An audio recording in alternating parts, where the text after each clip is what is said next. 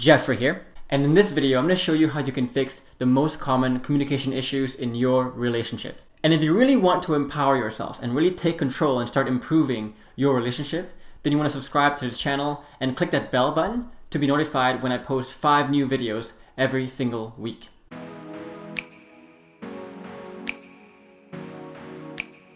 So we get it, we hear it all the time. Communication is key. When you have great communication, your relationship can really flourish, but if you can't, then it will die. We know this already. But the real question is, how do we build it? How do we nurture it? How do we create good communication when your communication sucks? So I'm going to show you a different way of looking at communication that really breaks it down into something much simpler than we make it out to be. And the first thing we need to understand is that communication is really dead simple. Communication happens when you have two people. In this case, it's you and your partner, or sometimes more people in a group setting. But in this case, you have two people, and each of those people have information. They have ideas, they have thoughts, they have opinions, and so on. And all they're doing is just exchanging those ideas. It's dead simple. And you might be thinking like, duh, of course it is. But that's the exact problem though. When we talk about communication issues, we make it so overcomplicated. But if we really break down communication like this, then we realize that it's actually quite dead simple. And if we understand it in this way, then we can also understand that communication only breaks down when two things happen. And this is it. The only ways that communication breaks down is if two things happen. Number one or both persons is not willing to receive someone's ideas.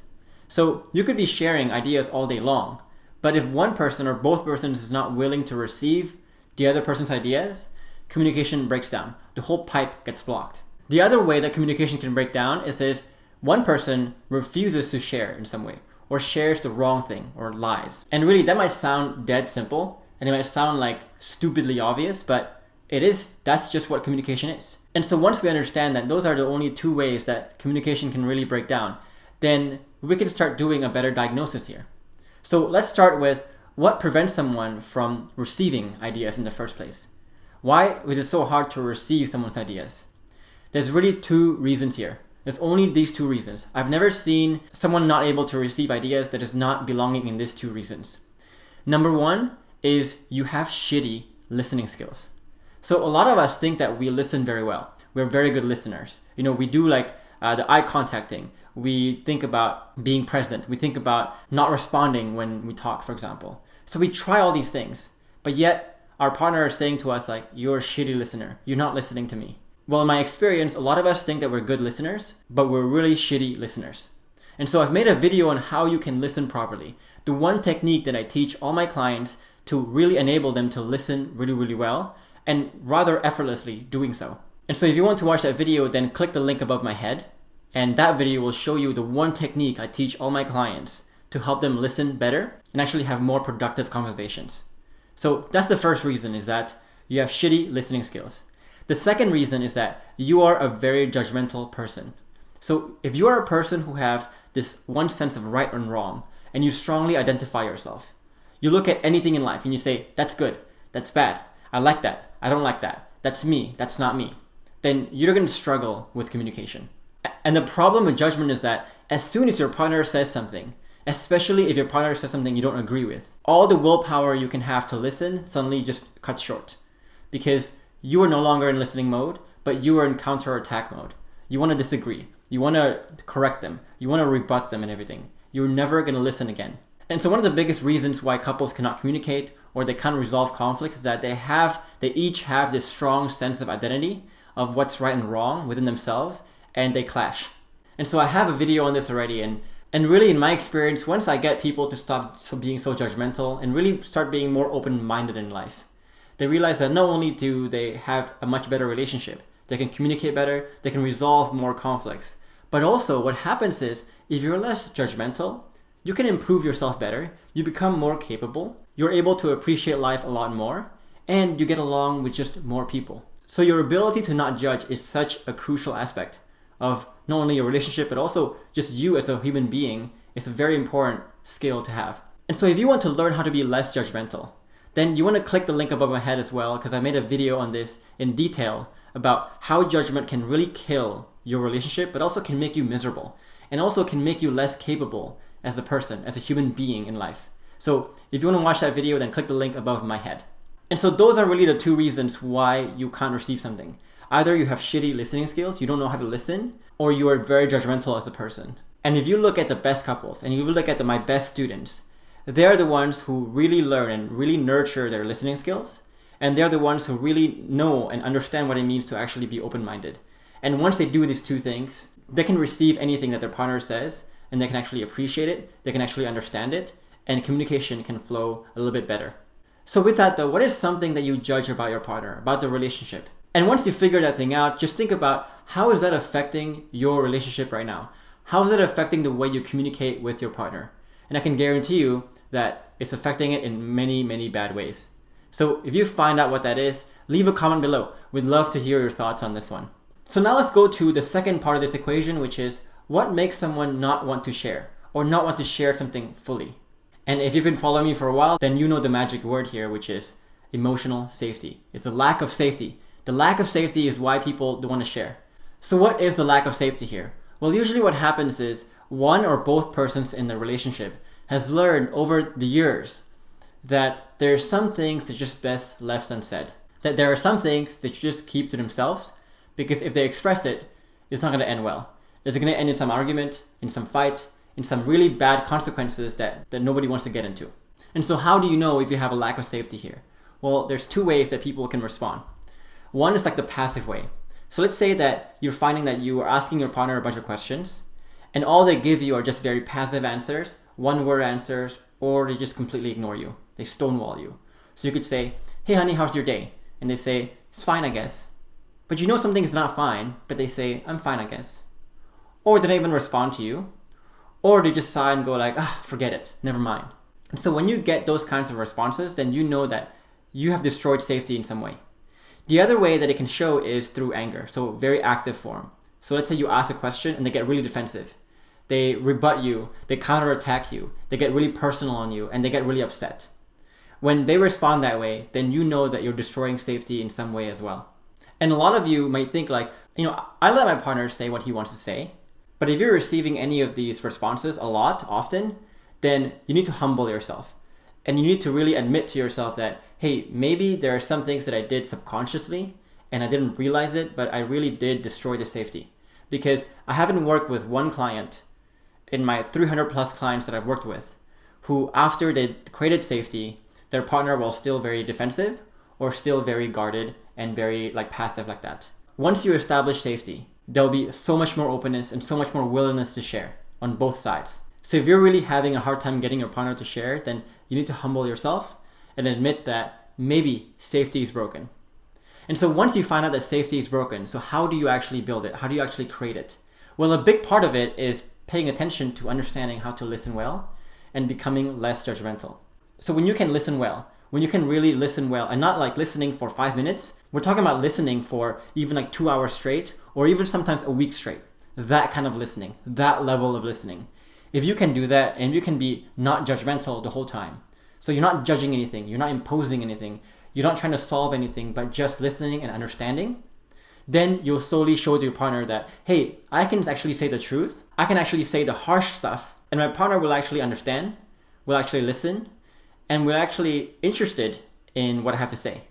And slowly you can build the trust that way.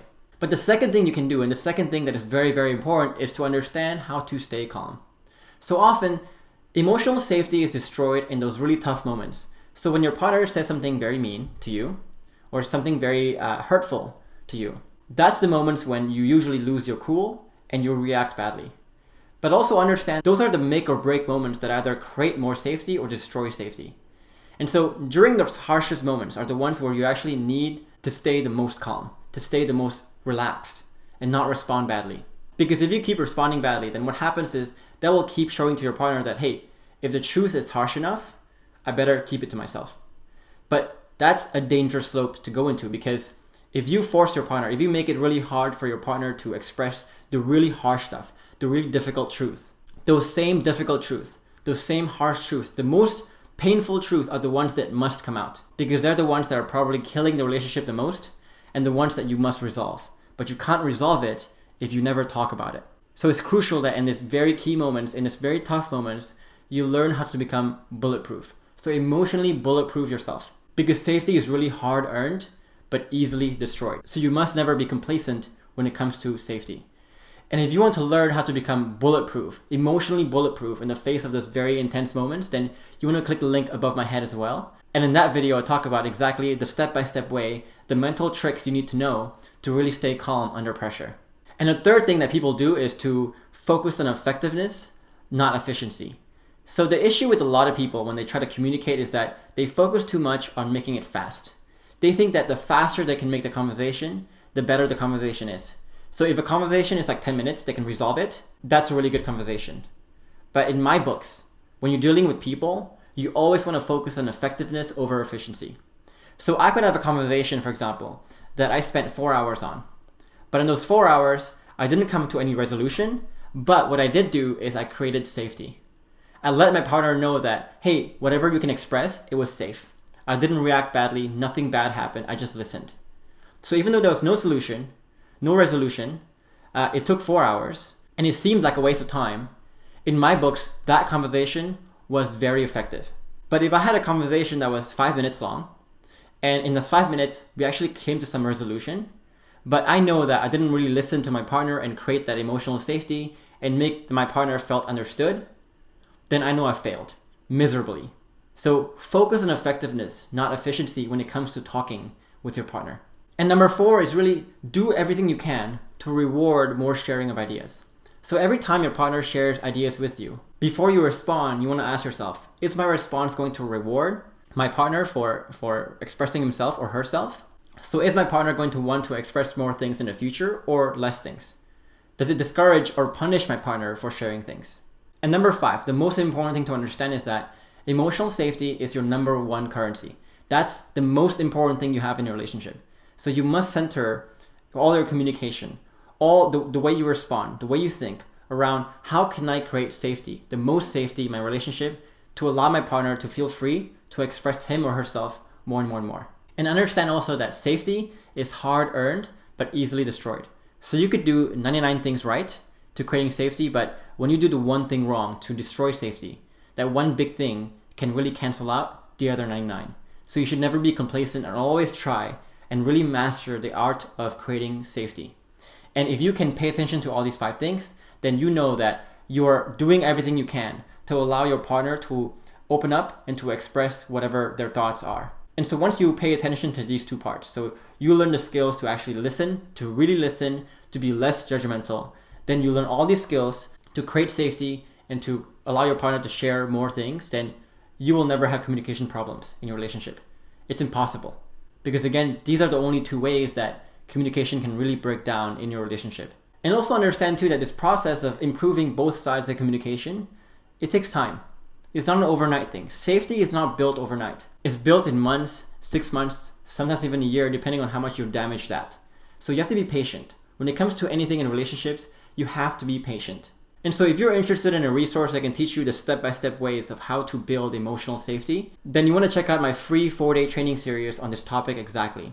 And this training series will teach you the step-by-step way of how to start a conversation, progress a conversation, and end the conversations in a way that prioritizes safety.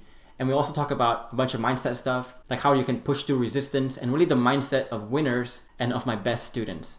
So if you're interested in downloading that training series, then you can click the link in the description box below this video. And if you're looking for a safe space where you can talk about the issues you're facing in your relationship, and you want to actually get expert advice and really good advice on it, then you also want to join our secret Facebook group where it's filled with members just like you who are just as committed and as enthusiastic to work on the relationship as you are. And the link to that is also in the description box below this video.